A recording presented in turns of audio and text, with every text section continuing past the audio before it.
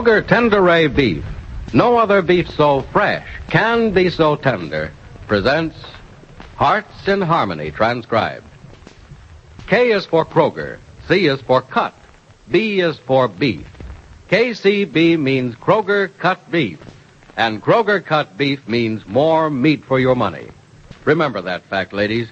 Remember that Kroger cut beef gives you more meat, less waste. And for this reason, before the meat is weighed and priced, the Kroger method of cutting beef removes excess bone, excess waste, and stringy ends.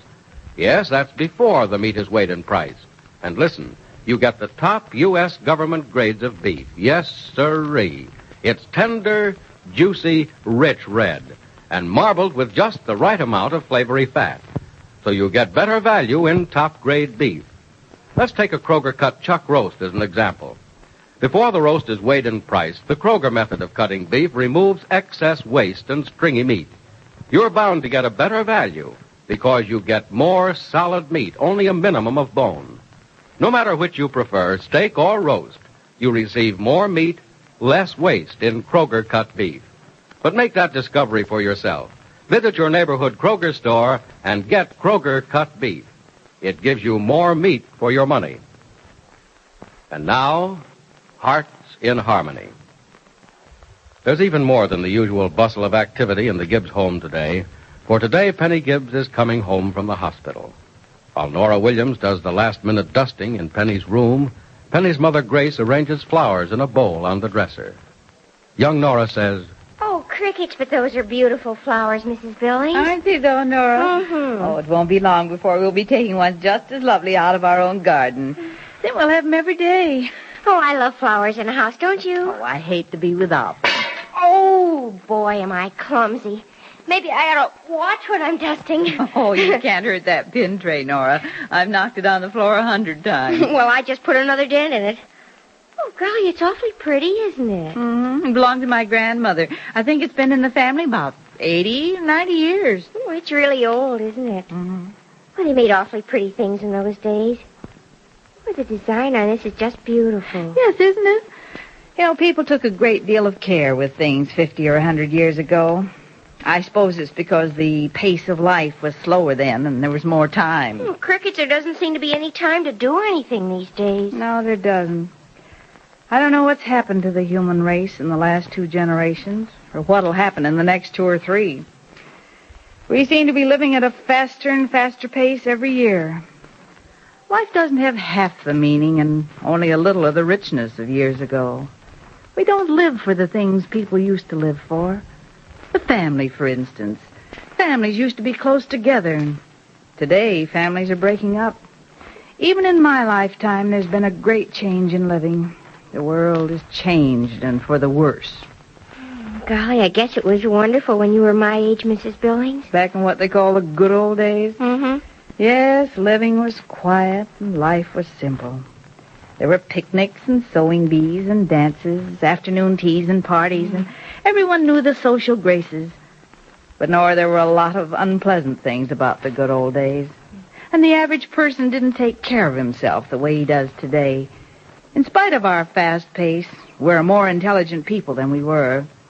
Perhaps we're not as happy, but we're healthier. You like it better now than in the good old days, don't you? Yes, Nora, as far as I'm concerned, I'll trade the richness of life in the good old days for the conveniences of living in these times. Actually, almost everything we knew in those days was still in the crude form. The things that make for better living today were crude, unwieldy gadgets in the good old days. Oh, it must have been exciting to see the first automobile and the first airplane, the first radio. Oh, it was. But everyone laughed at the first of everything. The automobile would never replace the horse, they said. An airplane was impractical. It could never be used for anything, they thought. And the radio? Well, you remember what they said about that, don't you?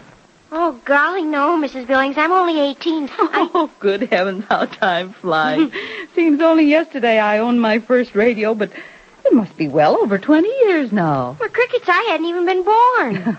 Oh, I hope they invent something wonderful while I'm still young, so I can tell people about it the way you're telling me. You know what I hope you can tell your grandchildren what you saw invented, Nora? What? A way for the world to get along without war. Somewhere there's a way for the world to live in peace. somewhere, if only we could find it. I've heard people say we'll never find it. We will find it, Nora, and we can. If we'll only work for it. If only we'll do everything we can to have it and keep it. If only everyone would want peace. Peace would be a simple thing to find. I hear people say there'll always be wars, Mrs. Billings, and I get just sick inside when I hear it.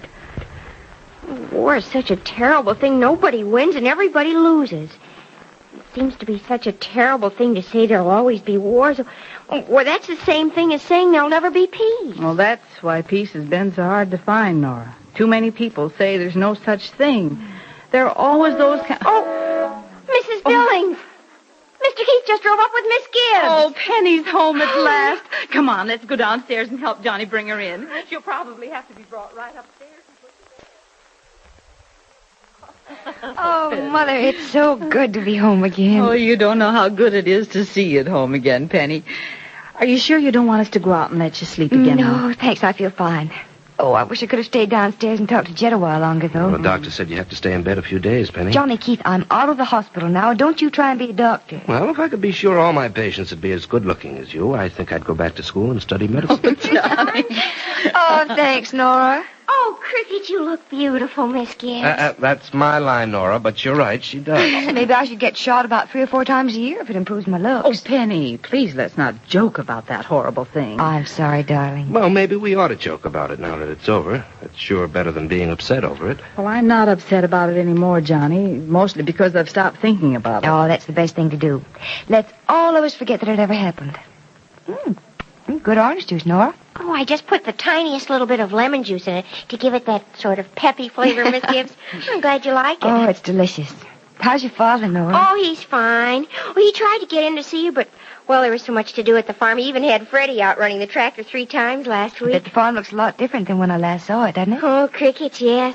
Oh, I hope you get to see it soon, too. Well, maybe we'll drive out there as soon as Penny can get out of the house. I'll be out in a day or two, John. Oh, no, you won't, Penny Gibbs. You're going to do exactly what the doctor says, and I don't think he'll want you out of the house for another 2 weeks. Well, we'll see. When do I get to see Valerie? Oh, she's in her carriage on the side porch sleeping, Miss Gibbs. But I can wait. No, Nora, don't do that. I can wait till later to see her. All right. Oh, dear, what time is it? My watch is stopped. I have 10 minutes of 12, Mrs. Billings. Oh, my goodness, it's getting late, and I haven't done any shopping for dinner. Crickets, Mrs. Billings, we haven't even made out the list. Well, we better get started, Nora. With Penny coming home, it looks like we forgot everything else. Maybe Johnny will stay with you a little while, dear. I hate to leave you alone. Oh, I don't mind, darling. I'll stay with her, Mrs. Billings. Well, thank you, Johnny. Nora, I think Jed said he wanted veal roast for dinner tonight. Do we have the right things with the stuff? Johnny, now Mother and Nora have to worry about 2 invalids in the house. Well, you'll be up and around in a couple of weeks, Penny. A couple of days, you mean? Thanks so much for bringing me home. You know that I'd have died if I had to come home in an ambulance the way the doctor wanted me to. Well, that could have been fun. Maybe if you'd asked, they'd have turned on the sirens and dashed through red lights for you. Well, what do you say you tell me all about your phone call to Peg's mother? Well, did you say something about a phone call? Oh, come now. I know you called her. I did, but how did you know? Oh, I guessed. We talked about it the other day, and I was against it, remember? You even agreed there were some good points in my argument, too. But I know you phoned her just the same. As a matter of fact, I did. And just last week you said I didn't really know you. Well, what'd she have to say? It wasn't very heartening. What do you mean? Well, I thought it'd be a simple matter of inviting Mrs. Brennan, that's Peg's mother, to send Julie to Rossville. But, seems to have complications. Oh, Mrs. Brennan said no? No, we didn't come to any decision about it. You see, Mrs. Brennan's very attached to the child, and I guess she has a right to be. She's done so much for Julie. Well, as I understand it, Peg's mother has raised Julie, hasn't she? From the time she was just a few months old. Peg had to go out and work and had to go out of town to get a job. I suppose she feels that if she let Julie go, it won't be for just a little while, but for all the And time. so you have another problem on your hands, don't you? Oh, Johnny, it is a problem. After all, Julie is Peg's daughter. No matter what Mrs. Brennan feels about it, Peg has certain rights. Look, it isn't as though Peg deserted the child. She left her of necessity. But then again, you can't deprive Mrs. Brennan of the child after all she's done for it, can you? Doesn't seem fair to take Julie away from her grandmother under the circumstances. But, Johnny, if Peg wants her baby, she has a right to it. Well, Queen Solomon, you can't take Julie and cut her in two. Johnny, this is no joking matter. No, it's not. But it's just what you asked for by calling Peg's mother in the first place. I warned you not to. At best, it would have meant more worry for you with a child in the house. But it's turned out to be more than that, Penny. You've started something that's bound to cause a rift between Peg and her mother. Johnny, I had no idea Mrs. Brennan would feel the way she did. I was trying to do something for Peg. Well, look, your motives were fine, Penny. But just as I said the other day, if you involve yourself with the troubles of other people, you're going to have troubles yourself. Are you still going to try to bring Peg's daughter here? I don't know what to do about it. Well, I'll tell you what to do. Forget it right now. Let the whole matter drop before you stir up a lot of animosity between Peg and her mother that may lead to Pete knows what. Look, Johnny, Peg's unhappy without her daughter. I can't... And the child's grandmother will be unhappy without a granddaughter. You can't make them both happy, so the best thing to do is to leave matters just as they stand. You think they're good as they stand right now? Well, no, I don't like to see Peg unhappy, and I don't want to see Mrs. Brennan unhappy either. But one of them is going to have to do without that child. And that's for them to decide, not for you. You just forget the whole Johnny, thing. I wish I could forget the whole thing. Look, you just don't understand how I feel about it. Penny, I do.